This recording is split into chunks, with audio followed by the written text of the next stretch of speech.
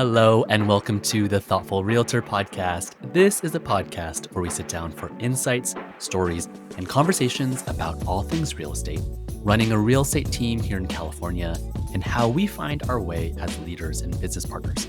I'm Kenny Gong, one of the founders and partners of Willowmar Real Estate.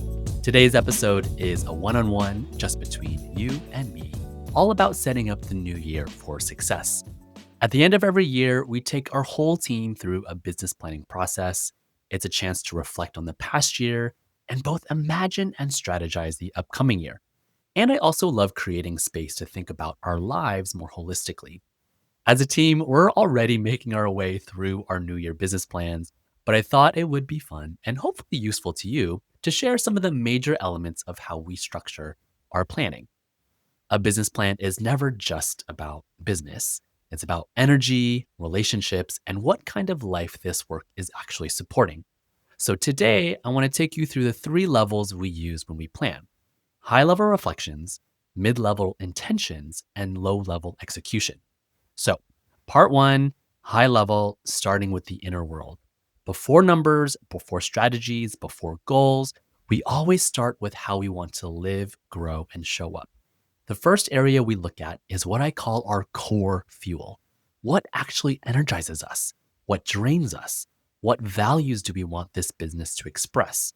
Because if your business plan ignores your internal world, it will eventually work against it. This is where we name things like creativity, connection, spaciousness, integrity, and impact, not as branding words, but as design constraints. How should this business feel to operate? How should it feel to be inside of it?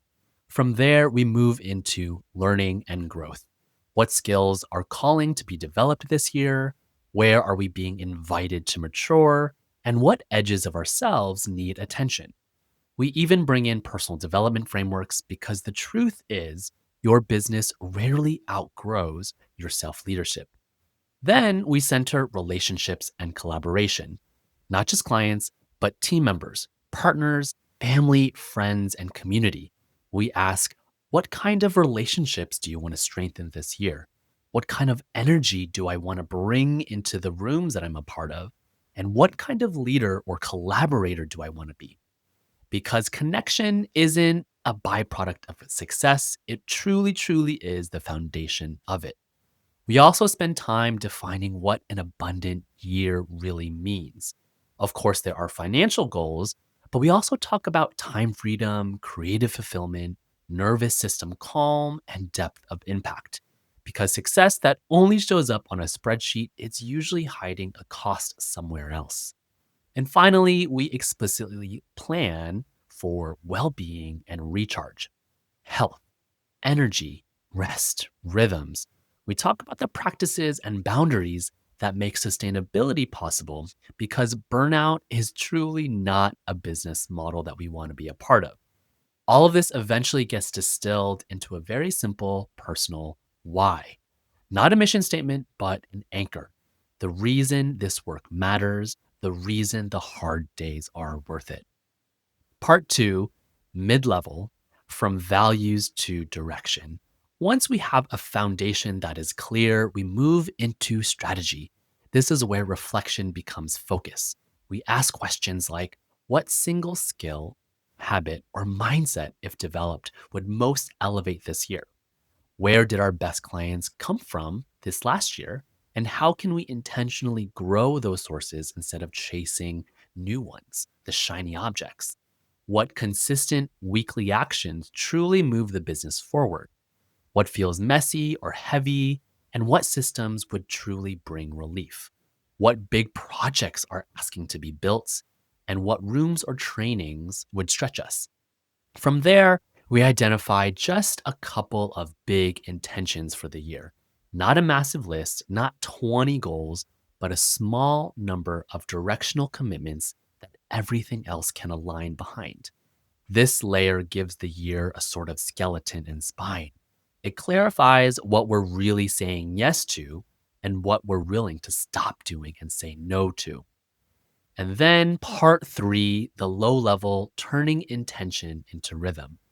Only after that do we move into execution. This is where our accountability scorecards come in. The metrics, the quarterly goals. We design accountability around feedback, not pressure.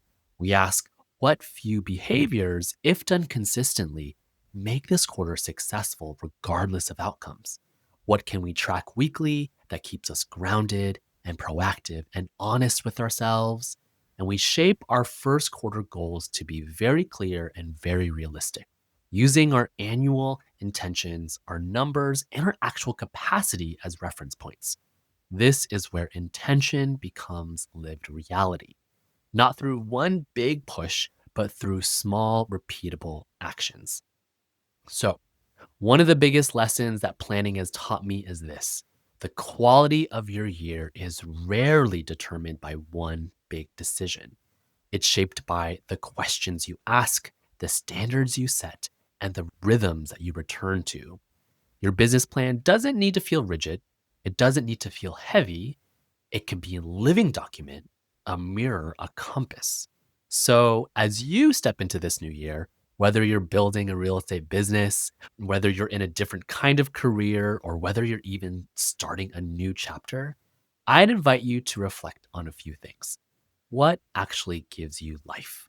What season are you in? And what kind of person do you want to be while doing this work? From there, strategy becomes clear and execution becomes also clear as well. And with that, we've reached the end of this short and sweet one-on-one episode. Let us know how you're setting up your new year for success. And also, if you would be curious to see our business plan as a document to work from, we are happy to share. You can find us on Instagram at Willowmar __. That is WILLOWMAR __. And you can DM us directly. And if you haven't already, please hit that subscribe button and leave us a review. We love reading each one of your reviews and always appreciate when you also share the love. Thank you so much for listening, and until next time.